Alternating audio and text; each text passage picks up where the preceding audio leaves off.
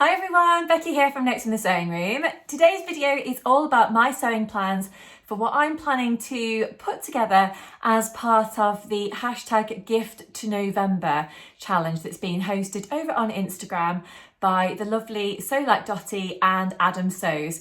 If you're interested in finding out what I'm planning to sew, stay tuned and I'll tell you all about it. So if you're unfamiliar with the challenge, A Gift to November, or should I say hashtag A Gift to November, it's something that happened last year. I think I might be wrong, but I think it's the second time that this sewing challenge has happened over on Instagram. I took part last year and really enjoyed it. Really, the whole challenge is about getting ready, getting excited and getting prepared, I suppose, for the festive season, particularly if you are a sewer or a crafter and you want to get things ready for gifts for friends and family and that kind of thing. So the idea is you sew up or you craft something during the month of November, and then you post your makes onto Instagram on the 30th of November, which will be the reveal date for the challenge. You can enter the sewing challenge as many times as you'd like to, as far as I know, unless you are, for example, sewing up 6 of the same thing. So that could be like 6 hairbands or 6 pouches with a zip on or something like that, and then you would only be entered into the challenge or into the prize draw once, should I say. But if you are sewing a number of different things and you want to post a number of different pictures, I think you'll be entered into the prize draw more than once. So you've got lots of opportunities there. I understand the prizes are lovely and there's lots to go around. And on the 30th of November, if you do post your pictures over onto Instagram, all you need to do is tag in Sew Like Dotty and Adam Sews, as well as using the hashtag A Gift to November, and then your entries will be found and then hopefully entered into the prize draw as well. To help manage the prizes as well, I think the organisers have requested that when you do post your pictures, you also note whereabouts in the world you're based, and that's just to help with international shipping and that kind of thing, because I think some of the organisations perhaps providing prizes maybe don't ship abroad. So it's just a helpful thing just to let the organisers know whereabouts you're based. For example, the UK or the US or Australia or wherever you are in the world, just let them know in your Instagram post when you do make that final reveal.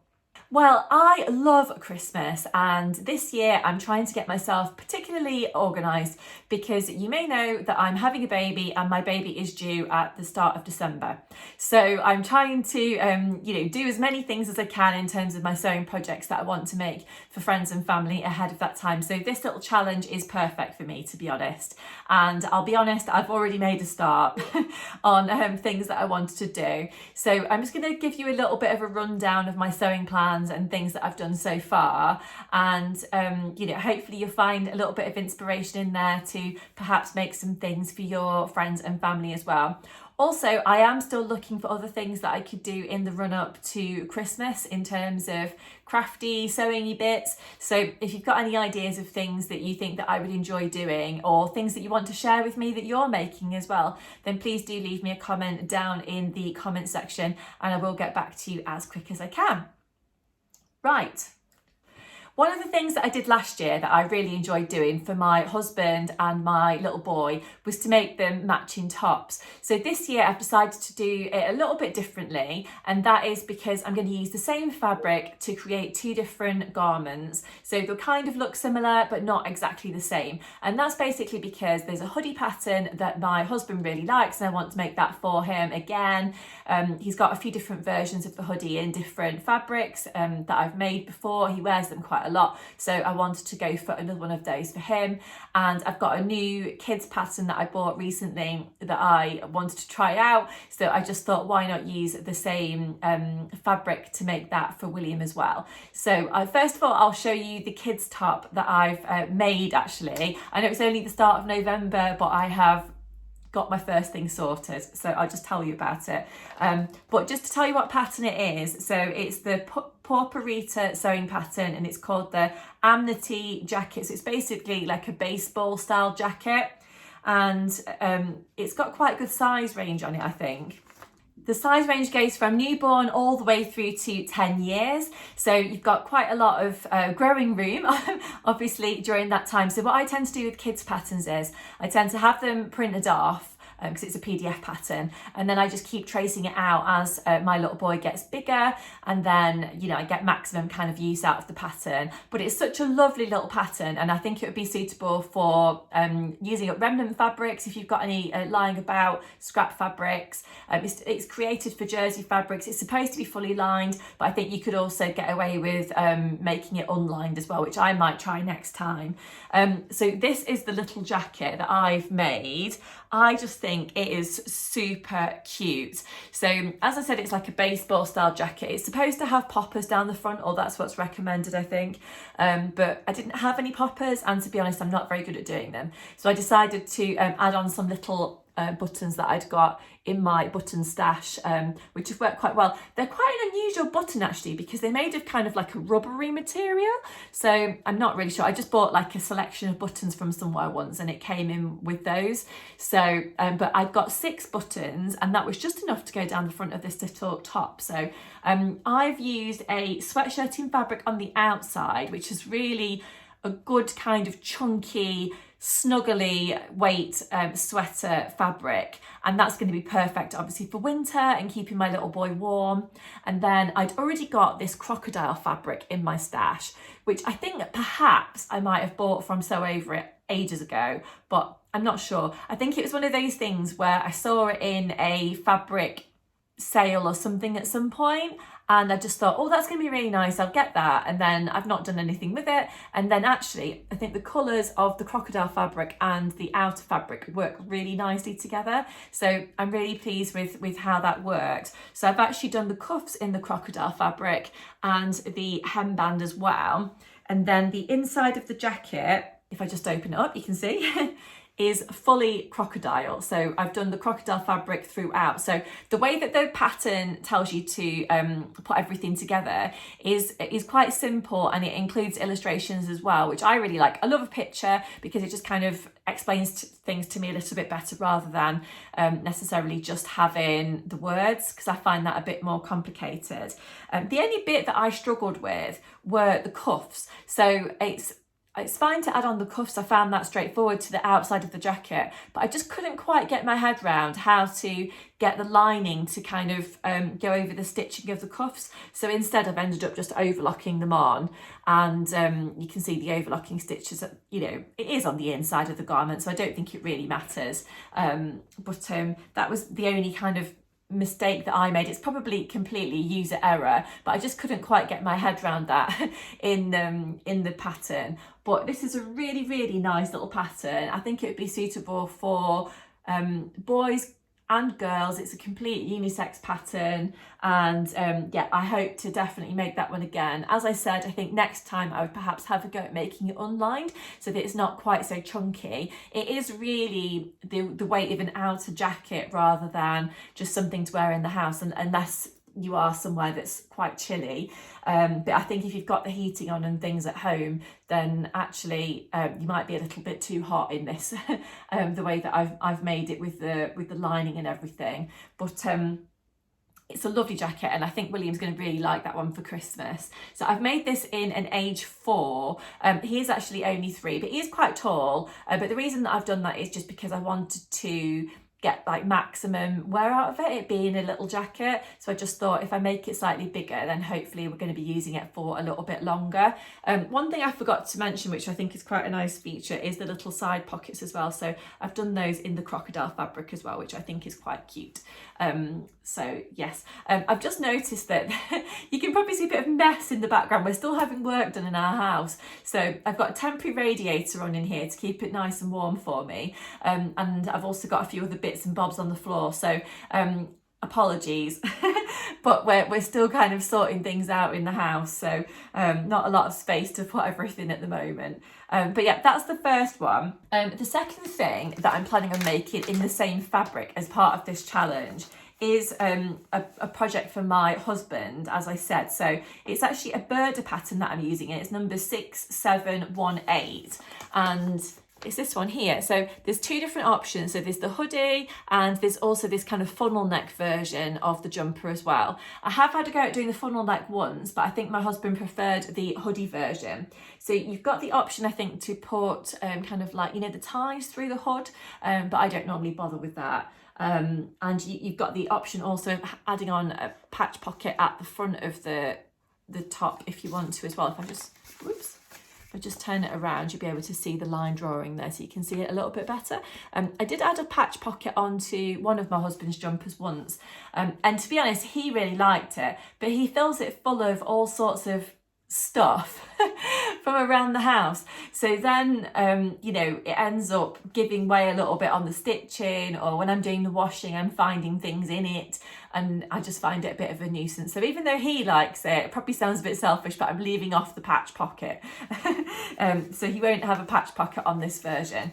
But I've started to make the jumper so far. So I've been lazy, and I'm actually using white overlock thread on the inside. Well, that's for a couple of reasons. One is because I don't have the exact colour green thread in my stash at the moment, and it means going out to the shops or buying some online, and I've not really got around to doing that. So that's why I've gone for the white, but I don't think it really matters. So at the moment, I've obviously not added on the hood, and that's why the neckline looks quite wide. You can see on the fabric here, hopefully, that it's got this nice kind of snuggly, fleecy type material on the inside, and then on the outside, it's this lovely green sweatshirting. So this is from Minerva. I think it's one of their core range sweatshirting fabrics. It's got quite a nice stretch to it for a sweatshirting fabric, to be honest, and I would describe it as being a mid to heavyweight. So I think it would make, you know, lots of snuggly things would be lovely in it. So jumpers, cardigans, little jackets, possibly a tracksuit, that kind of thing. Might be a little bit too heavyweight for a dress. Depends what kind of dress you want to make, I suppose. But yeah, you've got lots of options of things that you could do in this gorgeous fabric. So the jumper that I'm making has got raglan sleeves, which are really easy to insert. It's going to be finished with some cuffs, and it's got a hemband to add on, and then the hood as well. So I've actually not got too much that I need to do on this little top. I guess it's not a little top, but it's big enough for my husband. But it's actually available in sizes 36 through to 46. And I think they're US sizes. So to be honest, I cut this pattern out such a long time ago, I can't remember exactly what size I've made. I think perhaps I'm making the size 40, but I'm not 100% sure. But it says that it's suitable for sweatshirting, velour fabric, fibre fleece, and you can use a contrasting fabric for the cuffs and whatnot if you want to, like a ribbing. I tend to just use whatever I've got. So in this case, I'm going to be using the sweatshirting fabric, but if I'd got some ribbing that I thought matched, then I'd probably add that on. But at the moment, I don't have that. So I'm trying to use fabrics that I've already got. So I'm just going to use the sweatshirting fabric. So yeah, I think he's going to really like that one. So that's that project I wanted to share with you. The next thing that I wanted to share with you is actually going to be a little pouch, which is going to be suitable for putting like sewing bits or knitting bits or crochet bits or anything like that inside. So I think in a previous So Hayley Jane box, there was this vinyl transfer. So it looks a little bit creased, sorry, I need to re-iron it. So I've ironed on this transfer on the outside. So it says stay home and sew, and it's got a pair of scissors there and like a tape measury type thing around it, which I think is quite nice. So this is going to be a sewing pouch for one of my sewing friends. I'm using up some remnant fabric that I've got on the outside, which was left over from a denim jacket that I made myself in the summer. And then on the inside, I'm using two different fat quarters. So I've got this stripy one and the spotty one on the inside. And then I'll add on some kind of colourful zip at the top. So I think that's going to be quite a nice little pouch. It's a decent size. So I think it will be suitable for putting in all kinds of different crafting supplies depending on what they actually want to add in there. I don't really like little tiny pouches, that they're a little bit unpractical for putting in sewing stuff, but this one will be plenty big enough for adding in different scissors, threads, basically anything that they want to do. So yes, I'm gonna gift that to someone, I won't say who, over the Christmas period, so that would be nice. The final thing that I'm hoping to do as part of this sewing challenge is actually do something for myself as well, because I think it's nice to make things for other people in terms of gifts and presents, but it's sometimes nice to make yourself a little gift or treat as well. So that's what I'm going to do. So recently I went on a little sewing trip, met up with a couple of sewing friends, and we went to, oh, you can see my Labrador Bentley coming in the background with a slipper that he's not supposed to have. We went on a little sewing trip to Lincoln, and there's a couple of lovely sewing shops we came across in Lincoln, and in one of them, I think it was the one called the Fabric Quarter, I got some lovely stretch velvet fabric. So this is it. So it's got a little bit of dusty stuff on it, which is a shame because I've packed it away in a bag to hope that didn't happen, but that's fine, I'll sort it. But hopefully you can see it's this gorgeous kind of electric blue type colour. It's got a lovely stretch to it in both directions, and I've got about 2.5 to 3 meters of this, and I'm hopefully going to make myself a dress. So you may have seen or may not have seen in one of my recent videos that I made myself a Friday Pattern Company Lucida dress, which I absolutely loved, and I made that also in a stretch velvet material, which has worked out really nicely. And a separate version that I made of the same dress, I added on the sleeve pattern from the Tilly and the Buttons Billy dress. So it's got that kind of billowing kind of sleeve, sort of gathered at the top of the arm, around the shoulder, and then it goes down and it's gathered around the cuff. So I'm thinking that this fabric has got a gorgeous amount of drape to it, so it would make a really nice long sleeved Lucida dress. So that's what I'm hoping to do with it. Also, my brother is getting married in early December, so I thought this might be quite a nice dress to wear to his wedding. So it's kind of a gift to myself for the festive season kind of thing, which hopefully I might be able to wear to my brother's wedding as well. But it's a lovely fabric, so hopefully my plan comes together quite nicely and I do manage to sew myself up that Lucida dress, because I think the one that I've got already works quite nicely with my baby bump, but also it'll be fine to wear afterwards. It's not a maternity pattern or anything, but it is quite high on the way that the waistline is finished. So but either way, it's going to be comfortable for me to wear either before the baby comes or afterwards, I think. So yes, I'm looking forward to giving that one a try. But hopefully that's given you a few ideas of things that I'm hoping to do that you can maybe try out as well yourself for friends and family. So yeah, just to recap, I'm doing the matching jumpers, which will be nice. I've got a little sewing pouch that I'm hoping to make, and then I've got a dress for myself as well. So yeah, lots of things to keep me busy during this month, and I will of course be reporting back on how I get on with sewing up those various bits and pieces. Don't forget also, you can follow my latest kind of makes on Instagram by searching for Notes from the Sewing Room, and hopefully you'll find me over there.